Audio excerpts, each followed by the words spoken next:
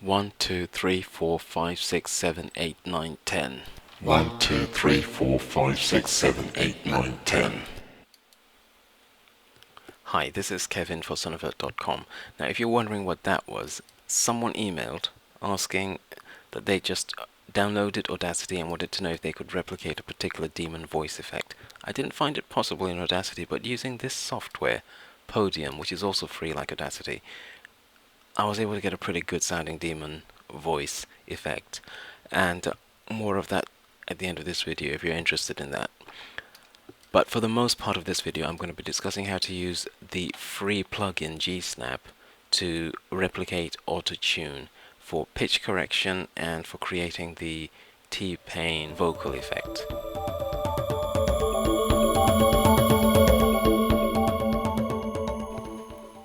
Right, now a few months ago I did a video on using auto-tune Evo with Audacity. Someone left a comment saying, I was hoping you would use the program on a music file, and going on to say that they really enjoyed the Sherlock Holmes stories which I used in the video. The Sherlock Holmes stories are audiobooks that you get free from Gutenberg, and I would agree with the guy. The Sherlock Holmes stories are extremely good. They're very professional, very enjoyable. The idea is if someone's giving out free candy and the candy is good, let the world know about it, and those books are available to anyone free of charge anywhere in the world. The other point he makes is wanting to see auto-tune on a music file and not for adding goofy effects to a perfectly fine voice. I don't know about that. I think most people want to hear how to create goofy vocal effects using auto-tune.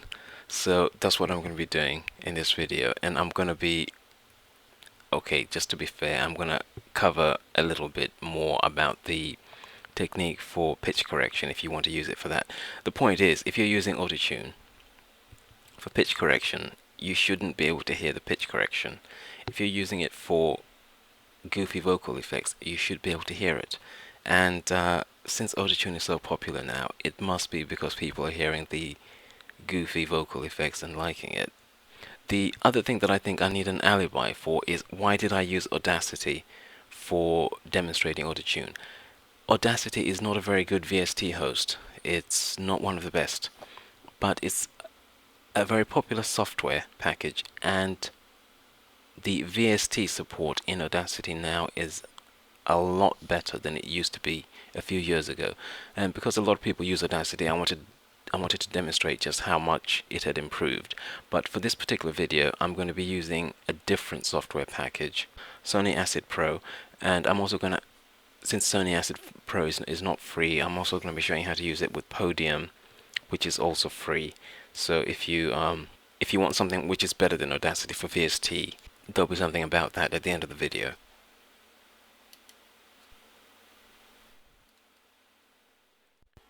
One, 2, 3, 4, 5, 6, 7, 8, 9, 10.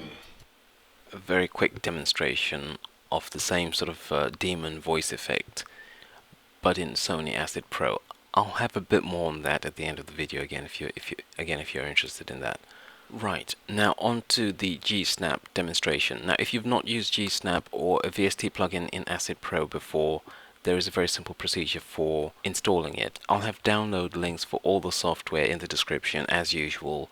If you want to install the software, then what you have to do is to take the file, which is not a normal program file, and you just drop it in your VST plugins directory. I'll show you how to do that in Acid Pro, and you'll be able to do that for practically any program. So you get the file and you go over to the Windows directory, program files, and there's usually a VST plugins directory.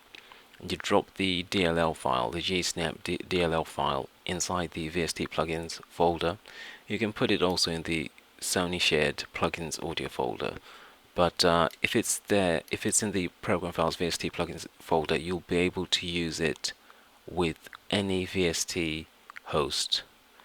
So I'd recommend putting it there. Then you hit scan, and I've already done that. And what it would do is that it would pick up anything new that you've added and put it into the plugin the plugin manager folder. What you do is you take the software and drag it, sorry, you take the plugin and drag it onto whichever track you want to use it, and I've already done that. So what I'm going to do is to get rid of the one that I've just introduced and use the original one that I had there. So now we've got the software, we've got the plugin ready to use. Now I've got one thing to mention. 1, 2, 3, 4, 5, 6, 7, 8, 9, 10. The thing I want to mention is that's the last time you're actually going to hear the preview, because what I'm going to do, I'm going to turn down the volume because it's actually quite distracting to hear that playing whilst I'm talking. And the other reason is because my software, which is recording this video, does not record what I'm actually playing. It just records my voice, and what I would have to do is to re-record everything, then sync it up with the video, and it's a bit too much effort, and I don't think it adds very much anyway. You don't want to hear me counting up to 10 for a full 5 minutes. So what I'm going to do is to describe what's going on here. You'll be able to see the effects of the preview, and that should actually be a bit more helpful for you to understand how the controls work than actually hearing me count to 10 for the next 5 minutes. So let's get started. The plugin comes in with a number of presets: subtle and not so subtle, and MIDI fun. Now as you can see, I've saved my own extreme Gsnap presets, and you can save these either as a plugin preset, or in this particular software you can save them as a VST bank, so you can save the equalizer and the Gsnap. So what I'm going to do is to go back to the subtle, and what I will do, I will cover the pitch correction technique later on. If you want to use this to make yourself sound like Marvin Gaye, you can do that, and I'll cover the basics of doing that. It's actually very simple, but I think what most people want is to hear the goofy vocal effects. So I'll be showing you how to get this sort of extreme T-Pain effect. The software is very similar to Autotune, but it really needs to be used on single vocal tracks or single instrument tracks. You don't want to be using it on mixed tracks, because it's not going to produce the result that you want to hear. So what I'm going to do now is to show you the type of changes you need to make to the subtle settings to get the T-Pain effect. The plugin itself has got a detection section and a correction section. You've got the minimum frequency there, and you need to drop that all the way down. You've got the max frequency, turn that all the way up. The gate can go all the way down, and the speed, you can reduce that all the way down. When it comes to threshold, leave that as it is. The amount needs to go up to 100. The attack can go all the way down, release all the way down. And you won't want the MIDI mode unless you know how to use that, and I'm not going to be covering that in this video. But if you go to the fixed mode, it allows you to set the scale, and this will also allow you to set the threshold. So we'll go to set scale, you choose your route, and you choose your mode. Make sure the set threshold to fill gaps is selected, hit OK, and what that does, I don't know if you noticed that the scale at the side there changed. Let me just change this and you'll be able to see it if you didn't see it before. If I change the settings here, you will notice that the buttons that are on and the buttons that are off change when I press OK. And that's basically where the pitch correction comes in. Right, now it's time for a demonstration. So I'm going to hit the preview button, and this is where Sony Acid and other VST hosts are really better than Audacity. Audacity, you'd have to hit the preview button, then a few seconds later it would allow you to hear the preview, whereas with this you can preview it continuously as I'm doing here, and you can actually hear what the changes that you make here. You can actually hear what sort of effect they produce. So at the moment, let me describe what's going on here. We've got the track playing, and as it's playing, we've got the pitches being corrected. The notes here that are grayed out are being censored, and pitches are being corrected from those notes up to the nearest note, which is active, or down to the nearest active note. So this is where the pitch correction is taking place. And what I want to show you, because we want to try and get the extreme, the really extreme effect. We want to go all the way now. What I would do to produce a really extreme effect is to censor even more nodes than we've got censored now. So if I hit that one and censor that one, censor that one, and censor that one, you'll see these gaps opening up. And in order to close those gaps up, I would increase the threshold. And you can see now what's happening is that everything is being restricted to one of these 3 notes here, and that will produce a really, really extreme effect. It may not sound very good when it's this extreme. Let me stop it and describe what you'd want to do in order to get pitch correction which is not quite as extreme as what I've just demonstrated there. Let's go to the subtle settings. Like I say, that's one of the presets that it comes with, and these are actually very good if you want to use this for standard pitch correction. What you would do in this situation is just go to the scale and set your root and your mode, and then hear how it sounds. So let's choose the C major. Hit preview, and you can see the pitch correction taking place, and it's all very subtle. Now if you were playing this and it sounded good, then you can go ahead with this. But what you might want to do is to alter the settings to make them either a bit more extreme or a bit more subtle. But how would you do that? The first thing is the amount. You can reduce that all the way down to 0 or all the way up to 100. And that has a huge impact on how much pitch correction actually takes place. Second thing is the attack and the release. The lower the attack and the release, the sharper the signals, the sharper the changes that you get. Somewhere in the middle will produce a natural sound, a natural transition from one pitch to another. And that's what you would expect if a human being was singing, for instance, and changed pitch. You wouldn't expect an abrupt robotic sounding change. You would expect a change which is slow, but you would expect a change which is basically something which doesn't sound wrong. Too fast, it sounds robotic. Too slow, it sounds artificial. If it's too low, if it's too abrupt, then you need to raise the attack. If it sounds too artificial, too slow and artificial, you need to lower the attack. The same for the release. And it's all about listening to it and hearing how it sounds. But the attack and the release are very important for getting the correct sound if you are doing pitch correction. The other thing which is really important for pitch correction is the speed. Again, low is extreme and high is subtle. If it's up to 20, you might not get the effect that you want.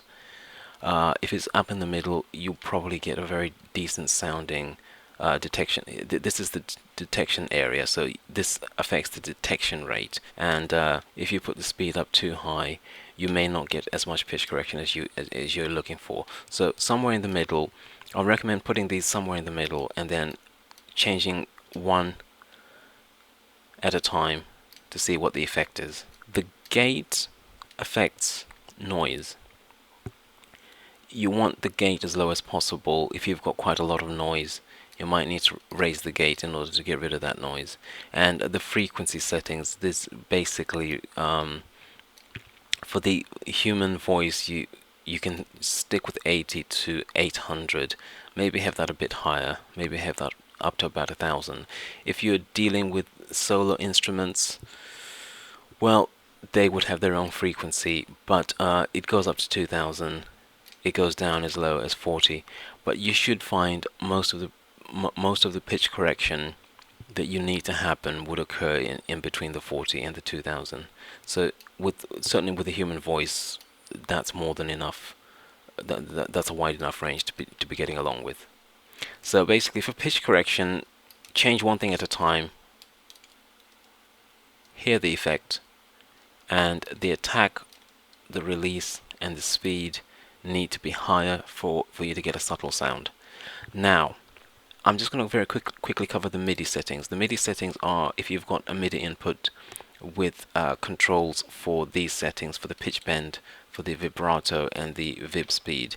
Again, for these settings, the highest produces the most extreme effect. So how do you get alien, out-of-the-world sounding voices in Sony Acid? What I did here was to take one track, duplicate it, and then in the clip properties, I've got these down as beat mapped, which allows the initial route to be set.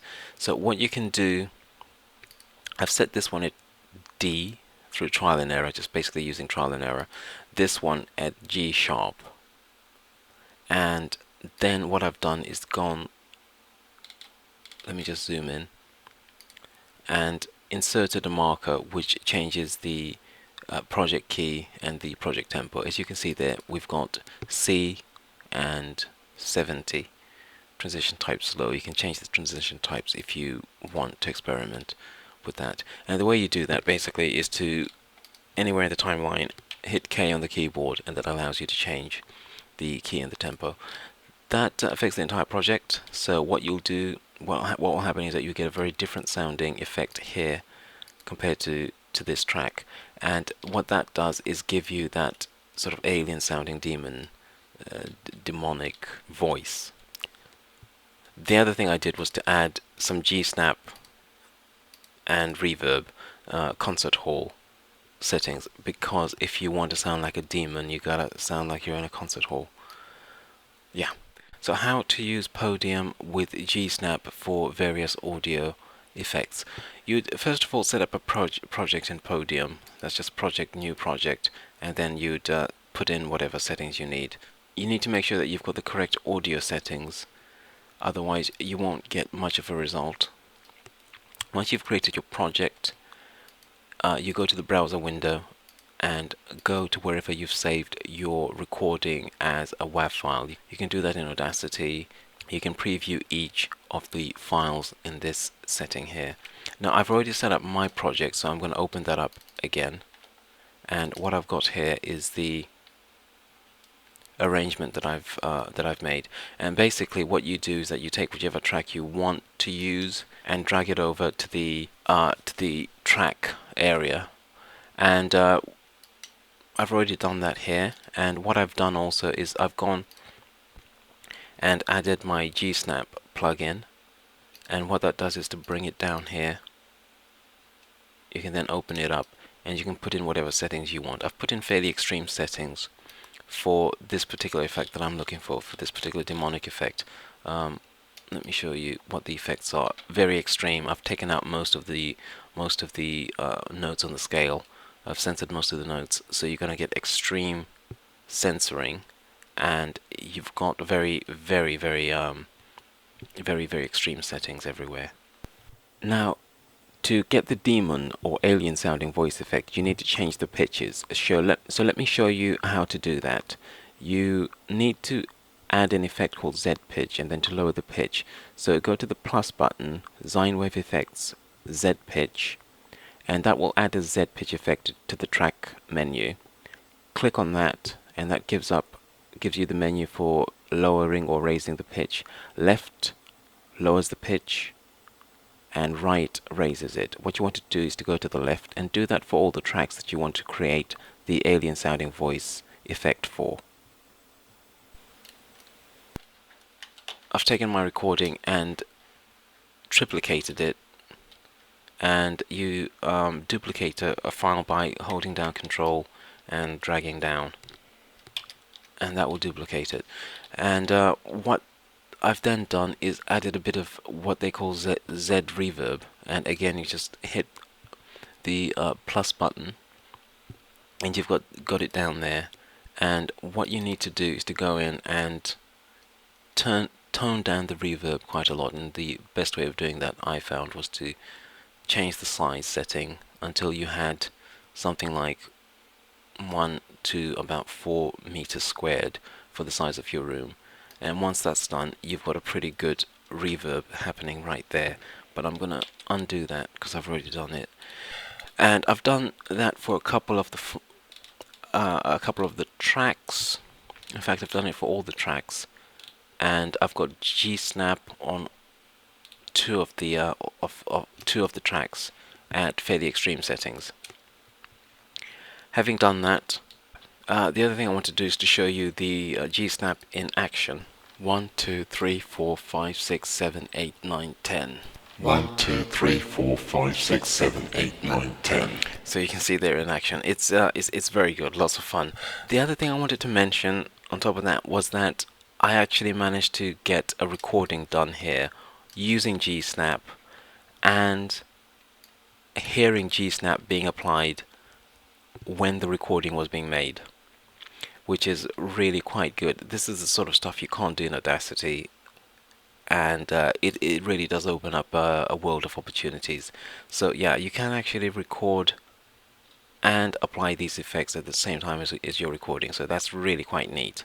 And that's something I thought I should mention. So yeah, pretty good software package. So I hope you found that useful. If you've got any questions, do leave them in the comments section below. But that's it for me today. Thank you for watching, and until next time, take care, bye.